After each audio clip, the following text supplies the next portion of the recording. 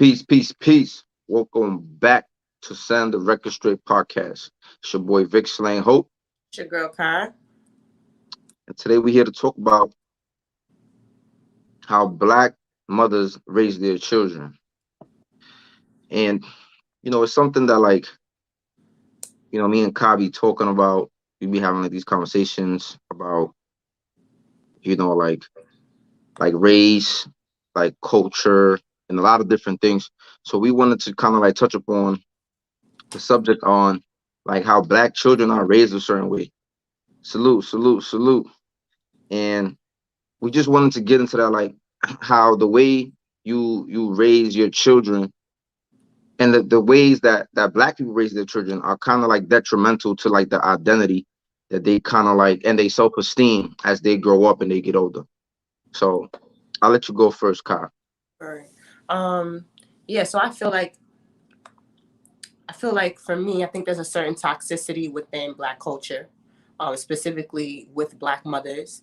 And oftentimes, we need to talk about black mothers, not to target women, not to target single mothers, because, I understand, it's difficult to raise children, but oftentimes mothers are the ones that are really present. Even in certain situations where the father may be involved in the child's life, the mothers are usually very, very, very involved in their children's life. So Yeah, I they, feel they like, like they like the primary caretaker. Like right. even if So, you live in a even if you live in like not to cut you off, even if you live in a two-parent household, like when you get sick, they're gonna call the mom, right? right, They rarely call the dad. Like when you misbehave in school, they rarely call the dad. When right. you gotta go to the clinic, like they rarely call the father, like, oh, he gotta go. It's usually the mom that does the running around and the nurturing and the rearing and stuff like that. Right, agreed. So I feel like personally for me, something that's big within the community, I feel like people need to like focus on, or I would like to highlight, is how I feel like black mothers don't really affirm their children, right?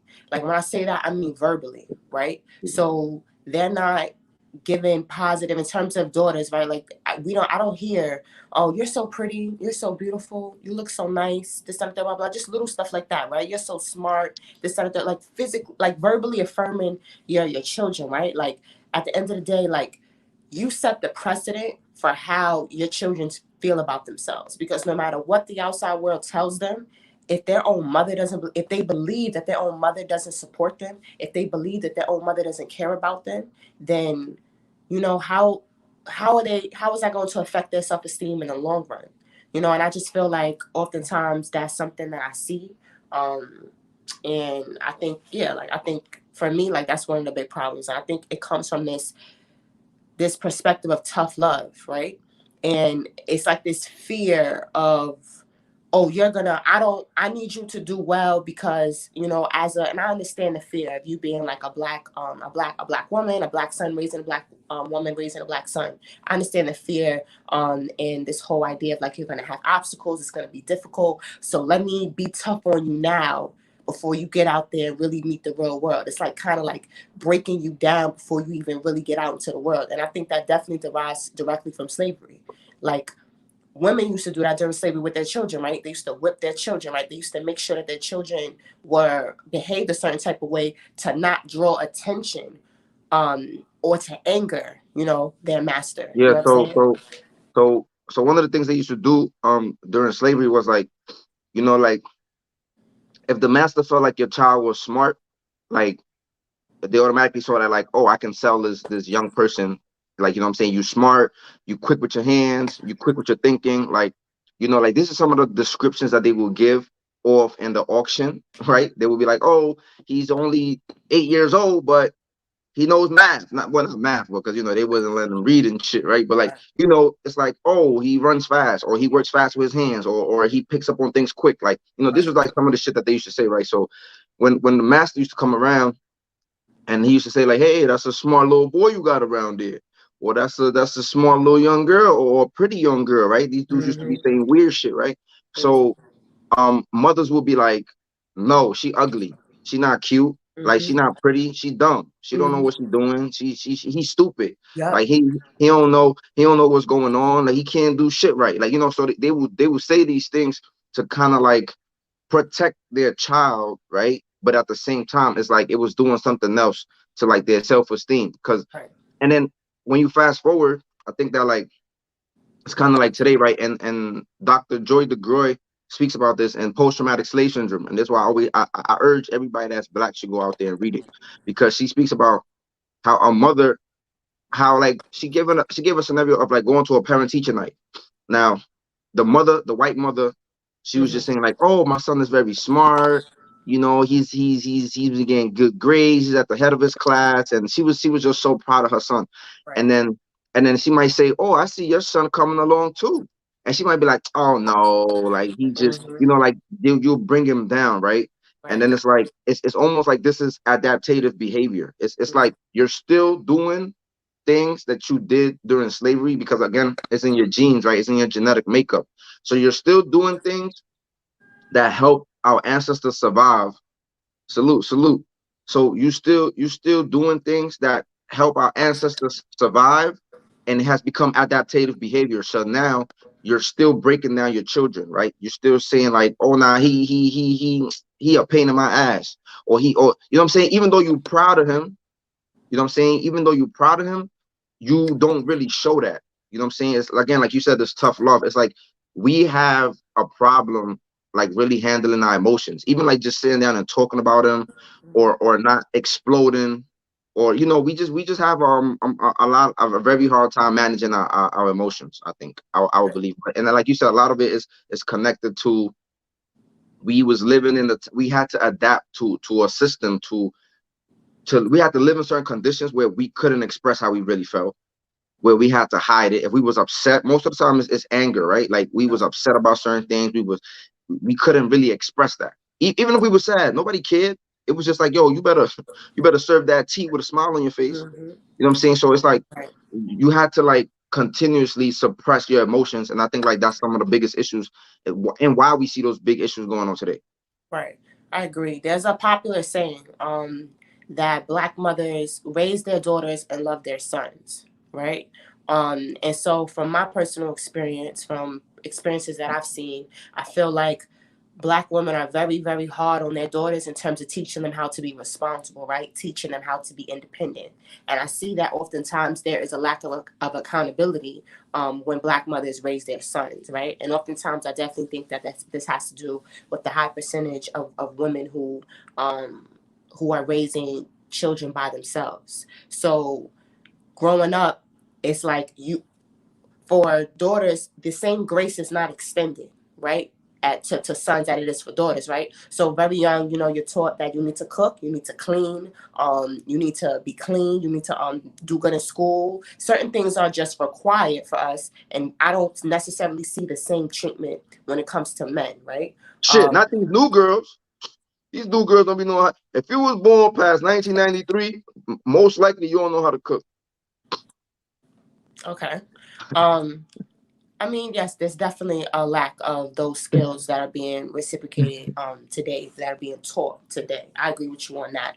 But yeah, so I feel like for boys, and also what I do see though is the differences. I think that a lot of a lot of women sometimes it's like they fall back and they depend on their sons to become the man of the household, right? So they allow their sons to go out and be in the streets. Some mothers allow their sons to go out and be in the streets and do what they do, and not ask no questions because they need support, right? So if you have a 16, 17-year-old son who's coming home with a few $1,000s every single week, the bills is being paid, he's putting groceries in the fridge, you're not necessarily sure what he's doing out on the streets, but he's providing, right? And so I definitely feel like boys have that pressure, right? They have the expectation that you're supposed to come back and you're supposed to buy me a house. You're supposed to shower me with things that woman's man should do for her, not her son, right? Now, I'm not saying that, of course, everybody loves their mother, everybody wants to provide for their mother, but I feel like these expectations are specifically within black households because these women are raising these sons by themselves. So they kind of grow up as if, and some mothers treat their sons as if that's their man. And we see that when other women come into the picture and jealousy comes into the picture, Yeah, but that's that's a whole true. nother, topic. Yeah, it's a lot of weird shit. It's funny because like when you learn like developmental psychology, right, and you hear about like penis envy, and you hear about like the jealousy between like daughter and like mother for the attention of their father. Like when you start hearing a lot of weird shit, right? Right. Same thing, right? Which is kind of like some of the reasons why women tend to date somebody like their father, right? Yes. Even if, and the crazy thing is this, I think like even if your father is not in your life, women still tend to end up with a man that is just like their father. And Right. I think it's very intriguing because there's some women who wasn't raised by their dads, but they literally end up with the same dude that resembles like the same shit their pops used to do to their mom or whatever. So it's very interesting. Make sure y'all like the video, by the way. I wanted to get to something specific that you mentioned. You said definitely so I was also reading this book.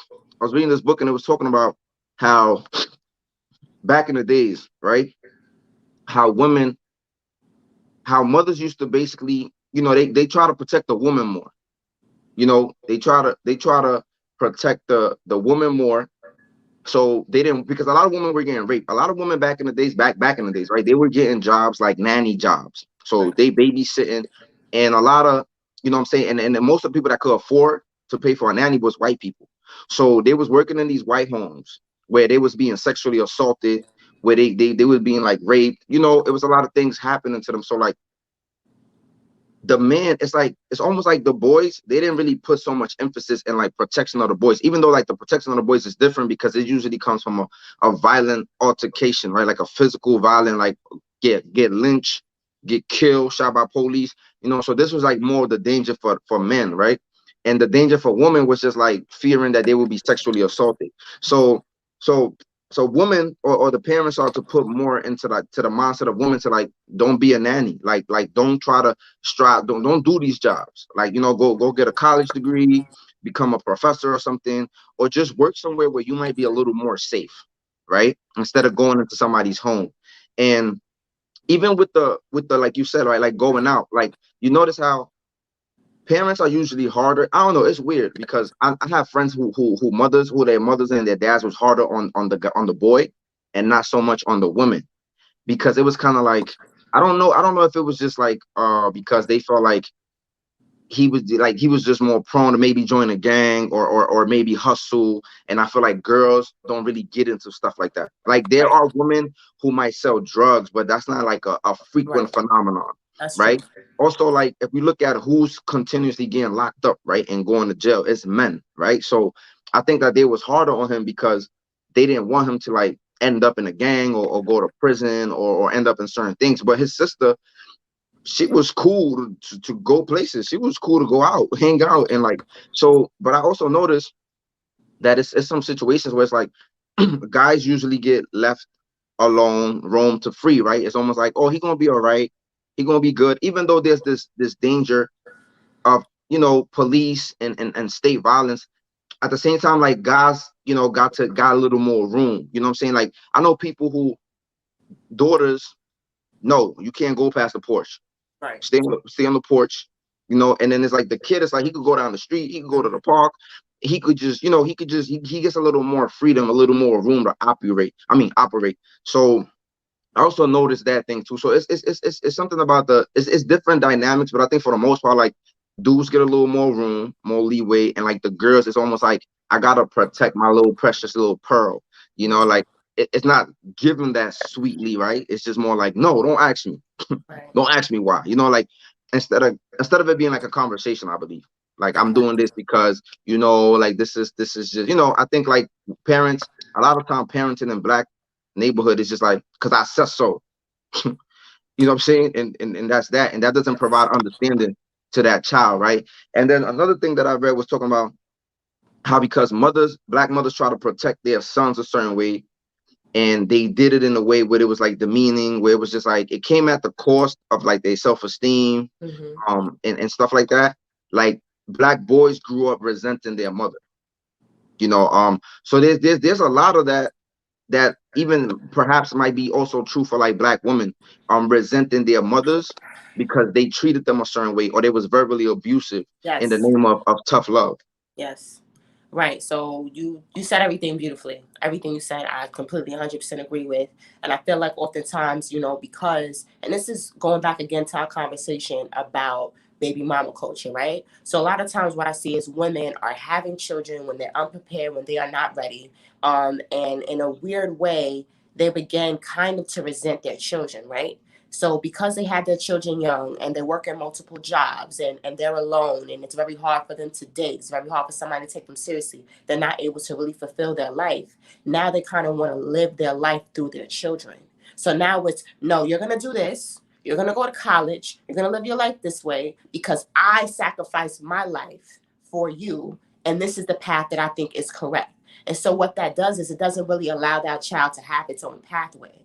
And whenever a child does anything that is a little bit off of that pathway, or whenever a child does anything that is actually self-serving to them, that just makes them feel better and is not in some way an ode to you, you turn around and now you feel like your child is a disappointment and you put that on your child, right? So oftentimes we see children who are interested in dancing, who are interested in art, who are interested in jobs that are not typically good jobs, right? Or 9 to 5 working jobs. And I get where it comes from, right? You want your child to do well because you struggle, but you're stifling your child.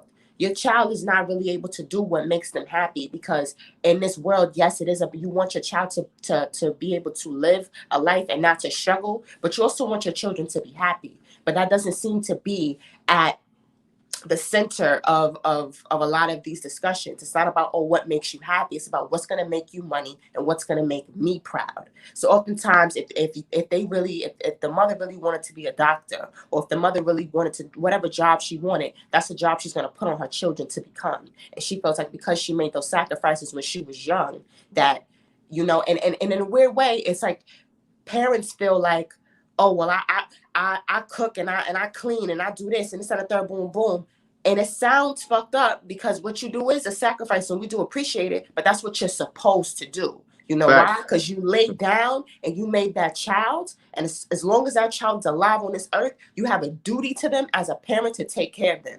Taking care of them changes as they get older, but don't ever look for me to come and continuously honor you.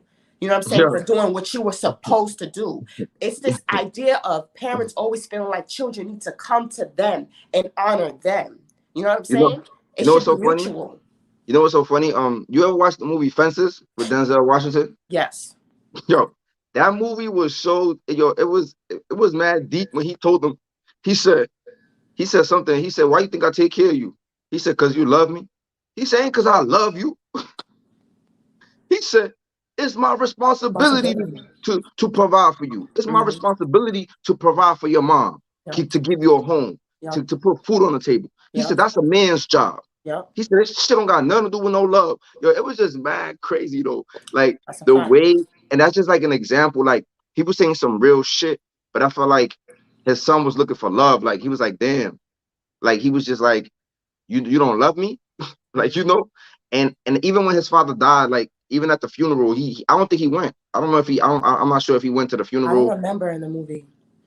So he ended up going to the army or whatever, and then he found out his father died or whatever. But like the point was like, it just reminded me of that because it's like, and and and I want to say this. I think immigrant communities, like migrant communities, put more pressure on their children than black people, as far as like professions and careers. Right. And that's the one thing I noticed. I feel like black people be kind of like lenient with their children, right? Like it's like, oh, they just be happy you going to college. There's a lot of motherfuckers in the hood that didn't go to college. So I feel like when people, I feel like when black people just, I feel like not all black people, of course, but I just feel like when people hear their children want to go to college, like I don't think black people put pressure on their children to go to college. I think some families might do that, but for the most part, I don't think they really put pressure. I I think think a lot of times black families be like, you need to work because we need help around the house with bills. so. You, I feel like it's either one or two things in my experiences, right? It's either go to college or get a city job.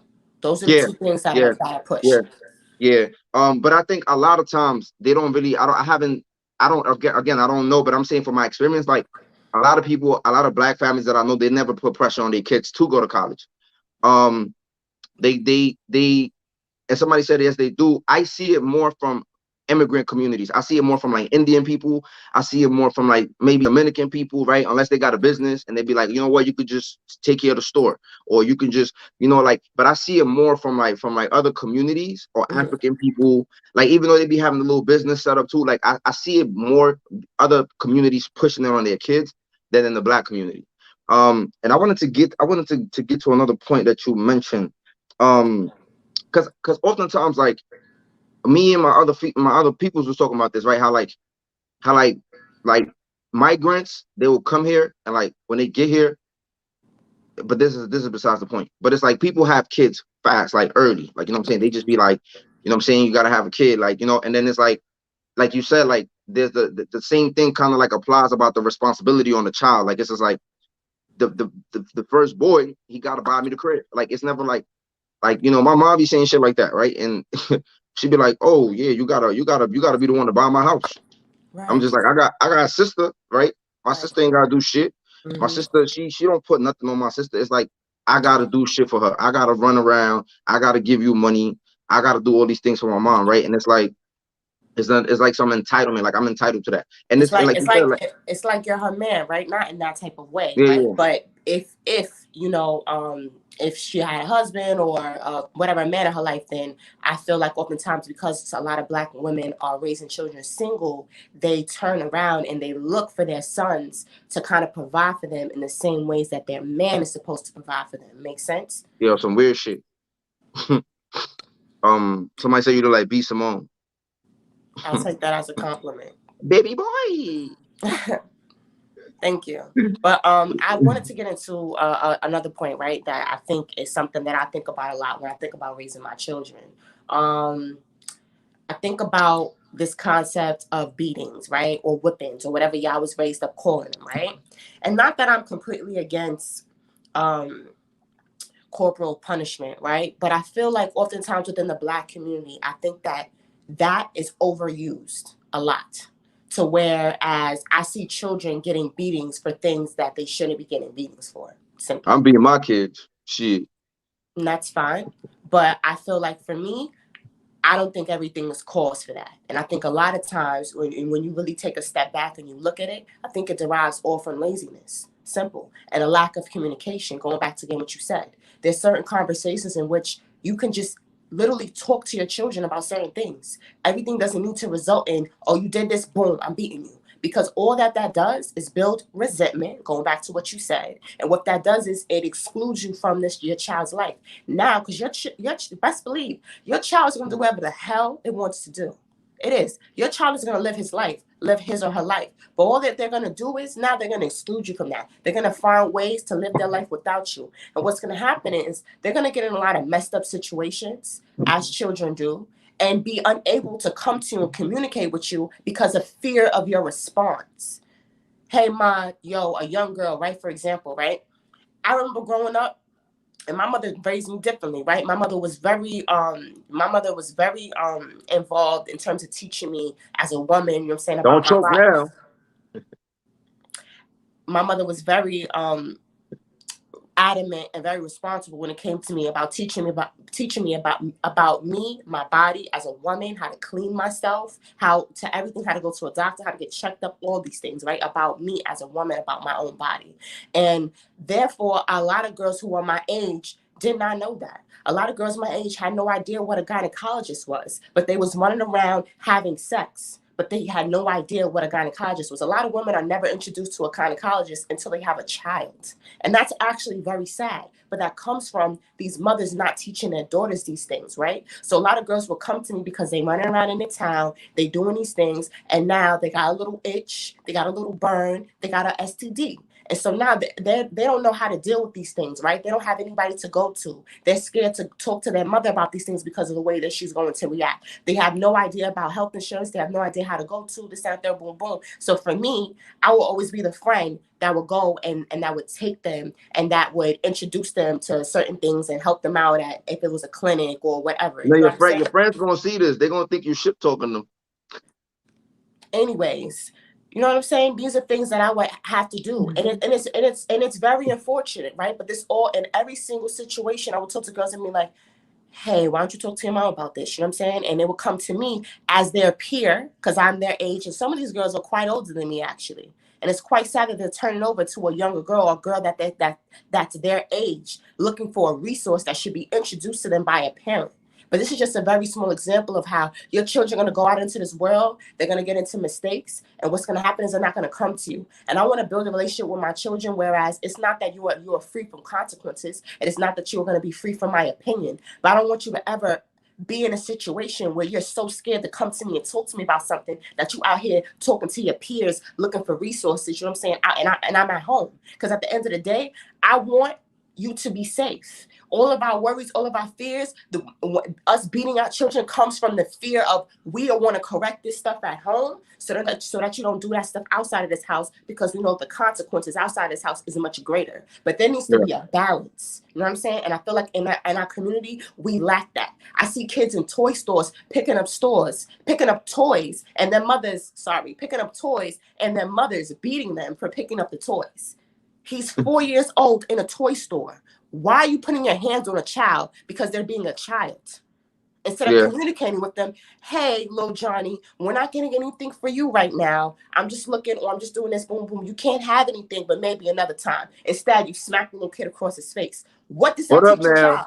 Shit ain't always that simple. I see parents try to do that with the kids, and kids throw crazy tantrums, Okay. start knocking shit over on the store. If your kid breaks something, you have to pay for that. So it's not always a situation like, of course, and this is the thing, right? Like a lot of us sometimes from the outside looking in, we be like, damn, she ain't have to do that to her child, but you don't know the shit that her child might be doing. You Mm-hmm. don't know how he might be wilding, or he might be going into stores. He be breaking shit. He might be stealing shit, just stuffing shit in his pocket. Like kids, like you said, like it's a balance. And I think we don't have no medium. We either all the way not there, and we don't give a fuck about what our kids do, or we just wilding and abusing them. And somebody mentioned that beatings can cause trauma and also create sneaky kids, right? Mm-hmm. And this is something that I want to touch upon. Make sure you like the video so it can circulate.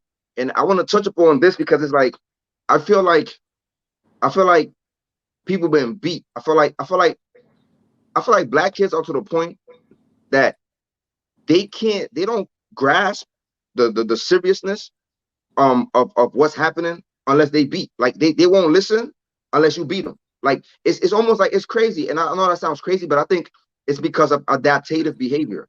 I think because you've been beat since the plantation for little shit, right? You always was beat for some little shit. If the tea wasn't hot enough, or if it was too hot, or if the cotton, if we didn't pick the cotton fast enough, if you didn't do certain little things, like this is just a prime example, right? Like they was getting beat, they was getting whooped for any little thing. You know what I'm Right. saying? So I think when people raise their children, when because this is something that black people are suffering with, right? So now when you raise your kids, you are beating your little kid. You beating your kids for any little thing. And Mm-hmm. I think that now what that does is like when you try to talk to somebody, right? When you just gotta be like, look, we can't do this, okay? Like you said, little Johnny, we can't get you a toy.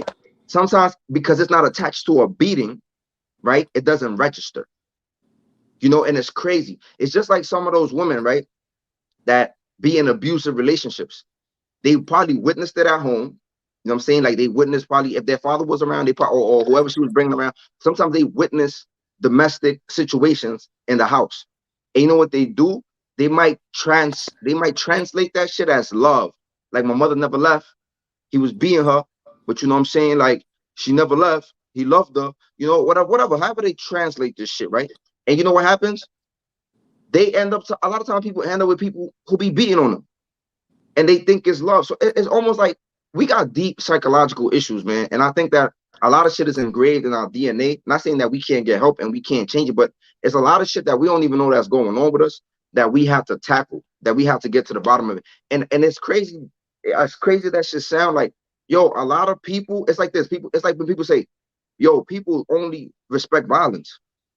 Like you literally, mad at those situations, going to school, just being in the hood, right? You try to tell somebody something, you try to talk to them, you try to be like, I don't want no problems, or you try to like, you try to be a respectable person and carry yourself a certain way. People will poke, especially our people.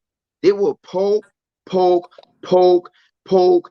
until you wild out, right? And people only, and this is something that they say, right? Nobody notice when you're provoked, only when you react, right? And I think a lot of times we have a thing where we just like to solve shit with fighting and violence. We just like to. That's the go-to, right? If if if a man can't communicate with his women, I'm a beat her. You know what I'm saying? I'm gonna put my hands on her. If a woman can't get to her man, I'm a hit him. You know what I'm saying? I'm gonna throw something at him. I'm gonna try to harm him. And I think we do that too frequently as a community. We just so quick to like harm each other. And I think, yeah, a lot of this shit is psychological, man. Mm-hmm. Um, Right.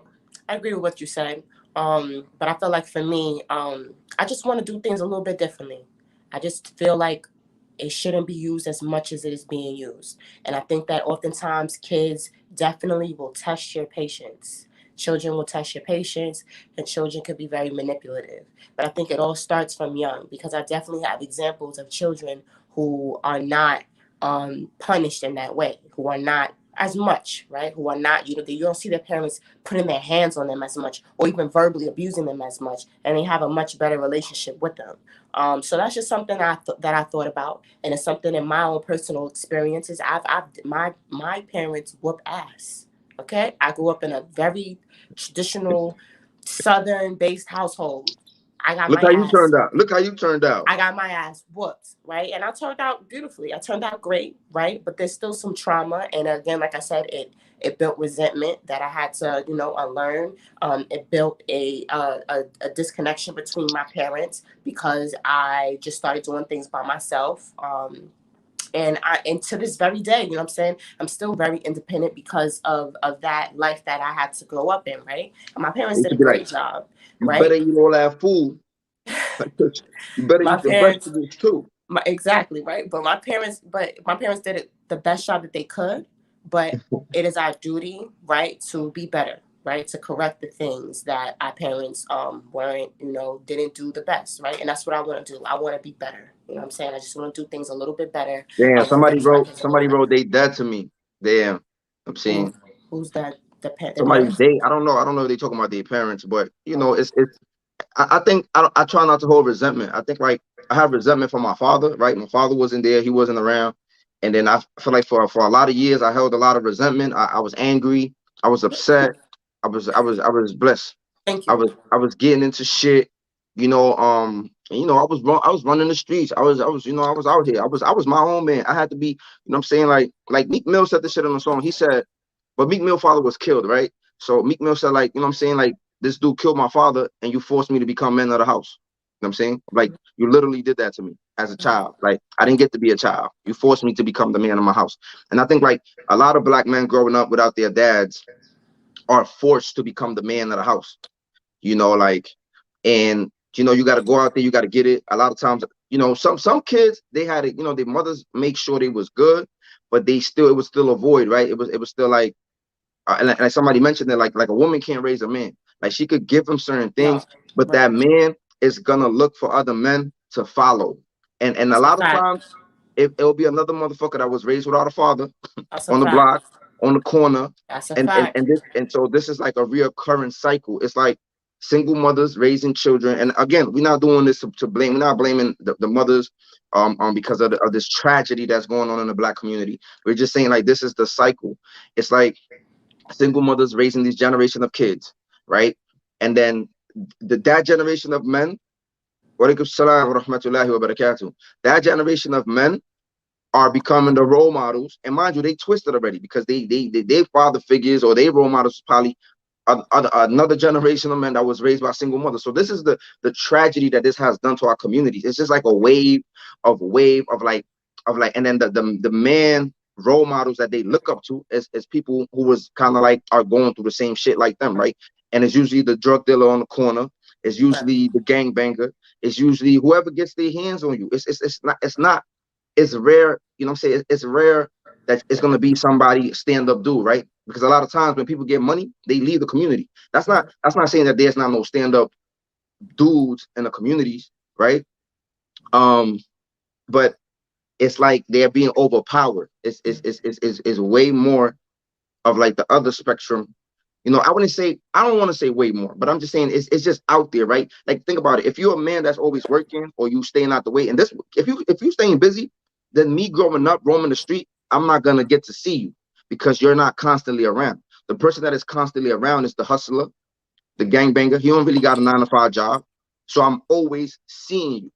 You know what I'm saying? And this is the dude that might be like, hey, youngster, come here. He might be the motherfucker that give you your first beer. You know what I'm saying? Mm-hmm. Motherfuckers be trying to drink. They be trying, we be trying to grow up so fast and be grown so bad that it's like Mm-hmm. our parents a lot of times don't do that, right? But it's like it'll be one of them motherfuckers. You be in the park, they pass you a blunt. You know what I'm Yep. saying? They'll pass you a beer, and yeah, you should just be all fucked up, man. Right. um, Yeah. So I go don't want ahead. to drag on the conversation, but I'm just going to leave on this. I just feel like, as a community, we got to stop being so sensitive about certain things. I'm sure a lot of people are going to see this and they're going to be triggered, especially single mothers, and they're going to feel like, we're attacking single mothers, and we're not. And the fact that we even have to make that clause is annoying. You know what I'm saying? Because these are the realities. Just because it doesn't make you feel good doesn't mean that, you know what I'm saying, it's not the truth, right?